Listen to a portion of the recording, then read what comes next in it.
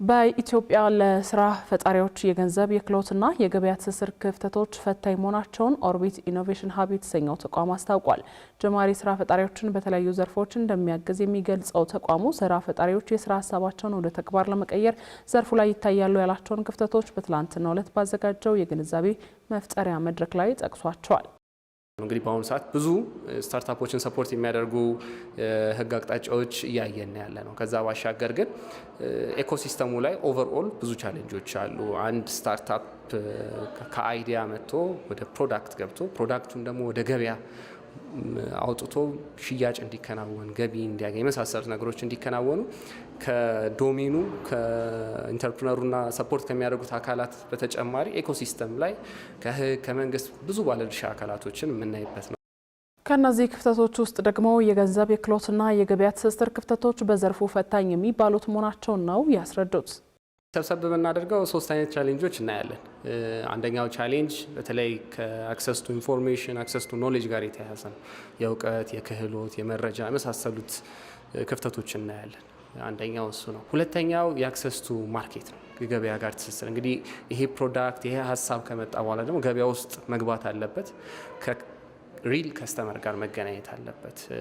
ሪል ከስተመር አይቶት ወዶት ሊገዛው ይገባል ሀሳቡንም ፕሮዳክቱንም እና ገበያ ጋር ለማስተሳሰር ደግሞ እንሰራለን። ሶስተኛ አክሰስ ቱ ፋይናንስ ነው። እንደምናውቀው ፋይናንስ ለብዙ ነገሮች ምንጮች ይሆናል። ለሌሎች እውቀትም ክህሎትም ስኪልድ ማንፓወርም ለብዙ ነገሮች ውስጥ ኢንጀክት ይደረጋል ይሄ ፋይናንስ የምንለው ነገር። ኦርቢት ኢኖቬሽን ሀብ እነዚህን ችግሮች ለማቅለል በ20 ከተማዎች ለሚገኙ ለጀማሪ ስራ ፈጣሪዎች የክህሎት ስልጠና፣ የገበያ ትስስርና ሌሎችም ድጋፎችን የሚያደርግ ተቋም መሆኑ የተገለጸ ሲሆን ባለፉት 3 ዓመታት ከ580 በላይ ለሚሆኑ ጀማሪ ስራ ፈጣሪዎች ድጋፍ ማድረጉንም ሰምተናል። ሲንጋፖር በአውሮፓውያኑ 2027 በአዲስ አበባ ኤምባሲዋን እንደምትከፍት ማስታወቋን እናገኛለን። በአዲስ አበባ ጉብኝት እያደረጉ የሚገኙት የሲንጋፖር ጠቅላይ ሚኒስትር ላውረንስ ዎንግ በቅርቡ ሀገራቸው በአዲስ አበባ ኤምባሲዋን እንደምትከፍት አስታውቀዋል። ሲንጋፖር በአፍሪካ ውስጥ እስካሁን በግብጽ፣ ደቡብ አፍሪካ ብቻ ኤምባሲዎች እንዲሁም በሞሮኮና በናይጄሪያ ደግሞ የቆንጽላ ጽሕፈት ቤት ያላት ሲሆን በሀገሪቱ በአዲስ አበባ ለመክፈት ያሰበችው ኤምባሲ ከአፍሪካ 3ኛ እንዲሁም በምስራቅ አፍሪካ ደግሞ የመጀመሪያ የሚሆን ነው። ጠቅላይ ሚኒስትሩ የዚህ ኤምባሲ መከፈት ሲንጋፖር ከአፍሪካ ህብረት ጋር የጠበቀ ትስስር ለመፍጠር የሚያግዛት መሆኑን ገልጿል። የሲንጋፖር ሪፐብሊክ ጠቅላይ ሚኒስትር ላውረንስ ዎንግ ካሳለፍነው እሁድ ጀምሮ በአዲስ አበባ ይፋዊ ጉብኝት ያደረጉ ሲሆን ከኢትዮጵያ መንግስት ጋርም የተለያዩ ስምምነቶችን ተፈራርመዋል። ኢትዮጵያና ሞሮኮ ከኢንተርፖል ስብሰባ ጎን ለጎን የጸጥታ ትብብራቸው ለማጠናከር የሚያስችል የመግባቢያ ስምምነት መፈራረማቸውን የሞሮኮ የብሔራዊ ደህንነትና የግዛት ክትትል መስሪያ ቤት አስታውቋል። ስምምነቱ የተፈረመው በሞሮኮ ዋና ከተማ ማራካሽ መካሄድ ከጀመረው 93ኛው የኢንተርፖል ጠቅላላ ጉባኤ ጎን ለጎን ሲሆን የስምምነቱ ዓላማ በሁለቱ ሀገራት የፖሊሲ አገልግሎቶች መካከል ያለውን ተግባራዊ የመረጃና ቴክኒካዊ ትብብር ለማሳደግ እንደሆነ ተገልጿል። እንዲሁም ስምምነቱ የጥቃት ወንጀልን፣ የተደራጁ ድንበር ተሻጋሪ ወንጀልን፣ የኮንትሮባንድ መርከቦችን፣ ህገወጥ ዝውውርን ብሎም የሳይበር ወንጀልን መዋጋት ያስችላል የተባለ ሲሆን የኢትዮጵያ ፌዴራል ፖሊስ ኮሚሽነር ጄኔራል ደመላሽ ገብረ ሚካኤልና የሞሮኮ ብሔራዊ ደህንነት እና የግዛት ክትትል ዋና ዳይሬክተር አብድላጢፍ ሐሙሺ ስምምነቱ ፈርመዋል። ከ179 ሀገራት የተውጣጡ ከ800 በላይ ልዑካን የተገኙበት የ4 ቀናት ኮንፈረንሱ እስከ ነገ ድረስ የሚቆይ ሲሆን በአሁኑ ወቅት እየተከሰቱ ያሉትን የተደራጁ የወንጀል ስጋቶች ለመቅረፍ በዓለም ዙሪያ የሚገኙ ከፍተኛ የህግ አስከባሪ ባለስልጣናትና ሚኒስትሮች አሰባስበዋል። ባሳለፍነው ዓመት ሰኔ ወር ኢትዮጵያና ሞሮኮ በጋራ ስልጠና፣ በልምምድ፣ በሳይንሳዊ ምርምርና በወታደራዊ የጤና ፕሮግራሞች ላይ የመከላከያ ግንኙነታቸውን ለማጠናከር ያለመ የወታደራዊ ትብብር ስምምነት መፈራረማቸው የሚታወስ ነው።